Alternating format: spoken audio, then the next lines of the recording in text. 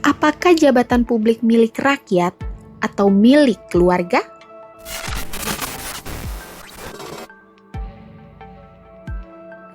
Di Bekasi, jawaban itu tampaknya sudah terlihat. Bupati baru dilantik, namun dugaan suap proyek dan ijon uang sudah mengalir. Bukan lewat dokumen resmi, tapi lewat ikatan darah sendiri, ayah dan anak. Ini bukan sekedar skandal, ini potret sebuah sistem yang membiarkan kekuasaan dijual dalam lingkar keluarga. Kasus korupsi yang menjerat Bupati Bekasi, Ade Kuswara Kunang, menghadirkan satu potret yang jarang terlihat secara terang-terangan dalam perkara kepala daerah. Kolaborasi langsung antara ayah dan anak dalam praktik penyalahgunaan kekuasaan bukan sekedar relasi informal atau dugaan keterlibatan pasif.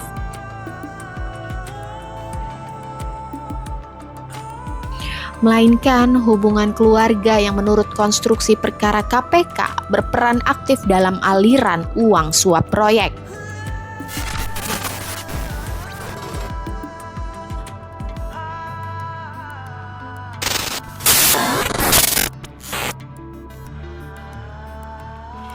Inilah wajah nyata politik dinasti. Ketika jabatan strategis berada dalam satu keluarga, batas antara kepentingan publik dan kepentingan pribadi menjadi kabur. Uang proyek tidak lagi dikelola untuk rakyat, tapi sebagai transaksi dalam jaringan kepercayaan personal. Ayahnya kepala desa, anak menjabat sebagai bupati. Semuanya saling terkait. Apa yang seharusnya menjadi pelayanan publik berubah menjadi arena bisnis.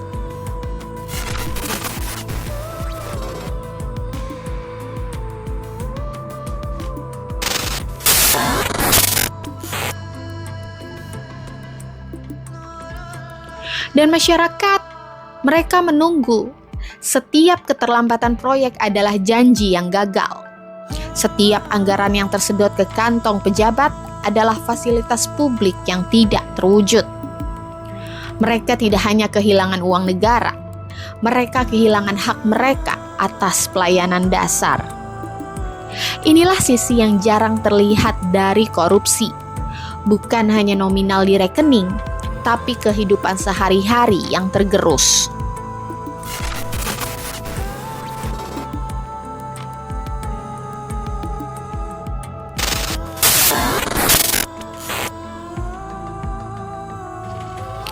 Kasus ini bukan sekedar kegagalan moral individu.